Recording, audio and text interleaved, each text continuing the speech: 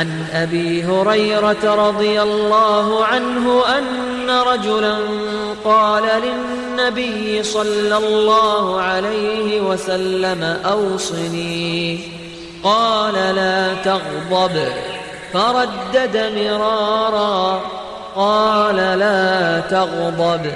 Miyakapoon ki Abu Hurairah miyaswatun swallah amataan adna mama apituruyan ku Nabi sallallahu alaihi wasallam aw wasiati yakungka na pituruyanon adika di iprangit na pikeso kaswin yanon sa miyakapira na ayad na ipsembagunu Nabi na dika di iprangit.